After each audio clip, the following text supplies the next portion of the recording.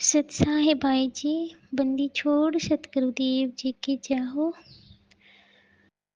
बड़े भैया जी, दासी की एक प्रॉब्लम है कि घर में अनुपदेशी हैं सारे, तो और दासी के रिमेनिंग के लिए बात चल रही है, और मेरा भाई भी है वो अनुपदेशी है, तो उसकी भी बात कर रही हैं।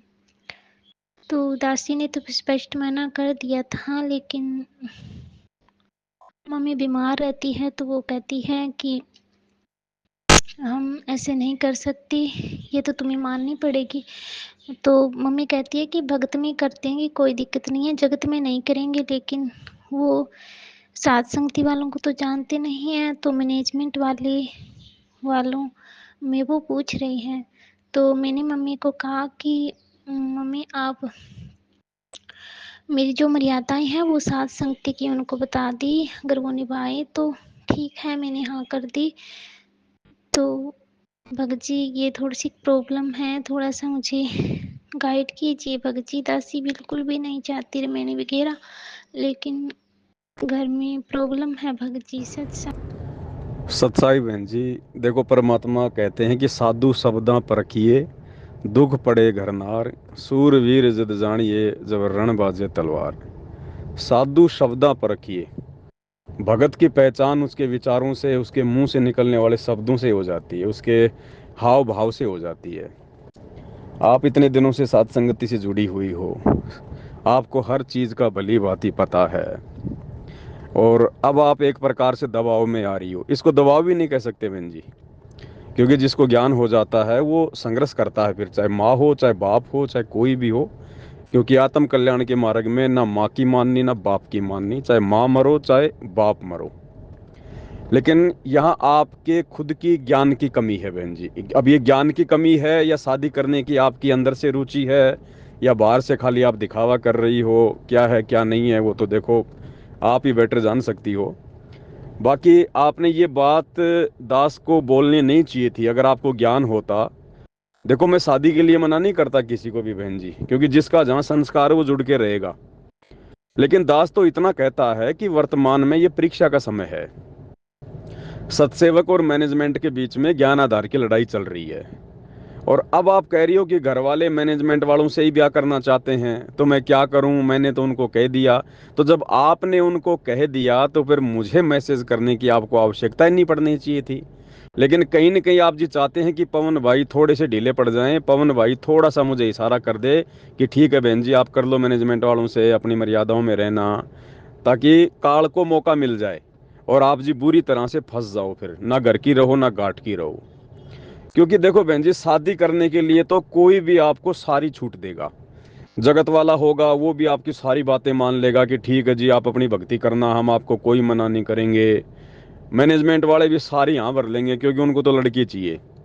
और जैसे ही आप एक बार उस बंधन में बन जाओगी, रमणी हो जाएगी, उसके बाद देखना फिर आपको एक पैर पर ना चाहेंगे खड़ा करके।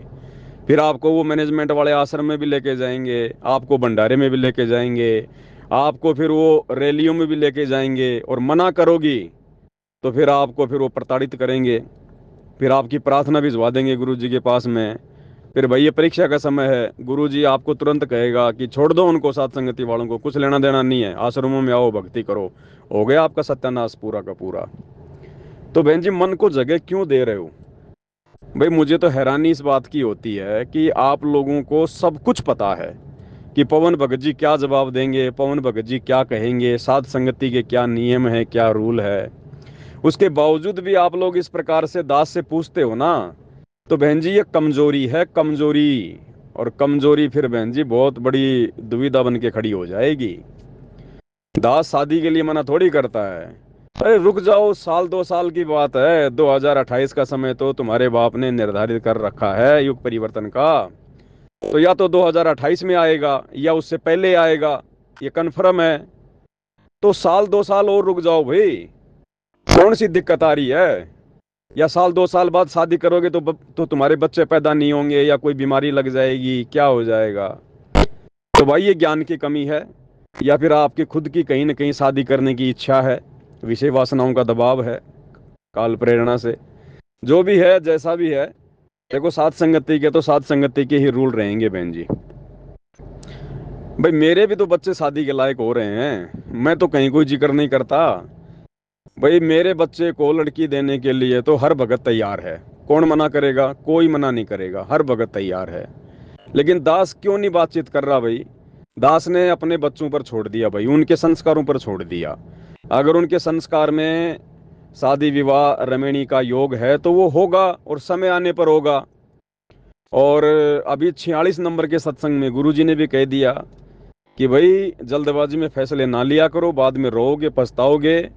और आपने भी अगर फैसला लेना है अपने माँ बाप से हटके, तो ज्ञान को आधार बनाकर और अपने भगवान से मिलकर, क्या कहा गुरुजी ने? ज्ञान को आधार बनाकर और अपने भगवान से मिलकर। अब भगवान से मिलने का मतलब होता है भगवान के ज्ञान को आधार बनाकर अपने गुरुजी से आदेश प्राप्त करके। तो भाई गुरुजी को आने दो, थोड़ा इंतजार करो। गलत जगह लाइन जोड़ लोगे, आजीवन दुखी रहोगे, परेशान रहोगे। ये भक्ति भी हाथ से जाएगी और भगवान भी हाथ से जाएगा तुम्हारी ब्याह शादी के चक्कर में। और ये 4 दिन के नखरे हैं बहन जी, ज्यादा नहीं है। ये शादी विवाह करके आदमी 4 दिन ही खुश रहता है, उसके बाद तो फिर रोना धोना है पूरा जिंदगी, उसका ध्यान रख लेना फिर। तो भाई माँ मरे तो मरे, अरे मरते मरते माँ तुम्हारे गले में गाटड़ा क्यों गाल के जा रही है? गाटड़ा जो जानवर ज्यादा मतलब इधर उधर दौड़ता है ना दूसरों की फसलों में, तो किसान क्या करता है, उसके गले में किसी खाट का टूटा हुआ पाया डाल देता है, चारपाई का पाया। अब वो ज्यादा तेज नहीं चल सकता, फिर ज्यादा तेज दौड़ेगा भगेगा तो उसके घुटनों पे चोट लगती है। तो ये तुम्हारी माँ तो मरेगी सो मरेगी, जाते जाते तुम्हारे तुम्हारे गले में खाट का पाया क्यों डाल के जा रही है? रुक जाओ बहन जी, थोड़ा इंतजार करो। भाई इससे ज्यादा दास कुछ नहीं कहेगा बहन जी, क्योंकि ये दबाव का मार्ग नहीं है। और ना ये मेरे दबाव देने से कोई मानने वाला, और ना मैं दबाव देने का अधिकारी। मैं क्यों दूंगा मैं किसी पे दबाव भाई? इस मार्ग में है ही नहीं दबाव, जब हमारा भगवान किसी पे दबाव नहीं दे रहा। 2014 बरवाला कांड के बाद में भगवान ने भक्तों को फ्री छोड़ दिया कि जो करोगे वैसा पाओगे। चुपचाप हमसे दूर जाके बैठ गया, तो हम कौन होते हैं दबाव डालने वाले? लेकिन सलाह देना हमारा फर्ज है, हमारा कर्तव्य है। सलाह हमने भक्त भाई बहनों को दे रखी है। इस संबंध में बहुत सारे वीडियो हमने बना रखे हैं। बाकी आप लोगों ने क्या करना है क्या नहीं करना है वो आप देख लेना। अभी थोड़े दिन पहले एक बहन थी हरियाणा से, उसने भी ऐसे जल्दबाजी में शादी कर ली। अब उसका फोन आया बड़ी मुश्किल से, बोले अब उसने जगत में शादी कर दी, जबकि पूरा परिवार उसका उपदेशी है। बहन उपदेशी, वो उपदेशी, माँ उपदेशी, बाप ने नाम ले रखा था बीच में छोड़ दिया, और साथ संगति से काफी समय से जुड़े हुए थे। अब उस बहन की शादी उसके बाप ने जगत में कर दी, और उसके बाद अब उस बहन की 1 महीने के अंदर ये हालत हो गई है। अब उसके पति में तो भूत आते हैं, और उसके ऊपर सारी पाबंदी लगा दी गई है। उसका भक्ति करना दूभर हो गया, रोती है, फोन करती है वो छुप छुप के कि भगत जी मेरी तो जिंदगी बर्बाद हो गई। तो दास ने कहा भाई बर्बाद तो आप लोगों ने की है, हैं? जब दास ने इतने दिनों से इतने वीडियो बना रखे हैं, साथ संगति से आप जुड़े थे, हर बात आपको बता दी गई कि जगत जगत है। और अब ये काल साथ संगत वालों पे ही अपना दाव चलेगा, साथ संगत वालों को ही तोड़ने का प्रयास करेगा। तो दास तो हर बार कहता है भैया आने दो गुरुजी को, साल 2 साल में कौन सा तुम बूढ़े हो रहे हो, कौन सा जो है बच्चा पैदा करने की मशीन बंद हो जाएगी फिर। तो बहन जी थोड़ा इंतजार करो, रुको, जल्दबाजी मत करो। अरे माँ तो मर रही है तो मरने दो, वो तो मरेगी अपनी मौत। वो तो जो समय आएगा वो तो जाएगी। फिर ये तो वही वही ये तो फिर वही परंपरा हो गई। पहले वो दादा मरने वाला होता, उसके पोते होते 8-10 साल के, और वो दादा जो है वो जिद कर लिया करता था कि मरने से पहले मैं मेरे पोता की शादी करना चाहता हूँ, है मेरे पोता की बहू का मुंह देखना चाहता हूँ। अब वो घर वाले जल्दबाजी में उस बच्चे की शादी कर देते। ये तो फिर वही काम हो गया कि माँ मेरी मरने वाली है, माँ मेरी बीमार चल रही है, माँ चाहती है कि मरने से पहले मैं तेरी शादी कर दूं। ये तो फिर वही परंपराएं हो गई बहन जी। तो अब देख लो, विचार कर लो क्या करना है क्या नहीं करना है। कुछ नहीं, षड्यंत्र ये काल का है, चाहे आपकी माँ के माध्यम से, चाहे बाप के माध्यम से, या आपके अंदर कोई विषय विकार को लेकर ऐसी कोई बात हो। षड्यंत्र काल का है, काल का काम है इनको फंसा दूं। ये थोड़ी बहुत आत्माएं जो स्वतंत्र हैं, जो भक्ति जो मर्यादा में रह के कर रही हैं, इनको भी अपने षड्यंत्र में बांध लूं, जाल में फंसा लूं। वो शिकारी है वो भैया, हर प्रकार के दाने डालेगा। अब कौन भगत कौन से दाने में फंसेगा, ये भाई उस भगत के संस्कारों के ऊपर निर्भर है। बाकी दास तो यही सलाह देगा, साल 2 साल और रुक जाओ, उसके बाद अपने बाप से आज्ञा लेके, अनुमति लेके फिर शादी कर लेना। क्योंकि वर्तमान में चाहे कोई सत्सेवक हो और चाहे कोई मैनेजमेंट वाला हो, इनके ऊपर किसी प्रकार की कोई बंदिश नहीं है, कोई दबाव नहीं है।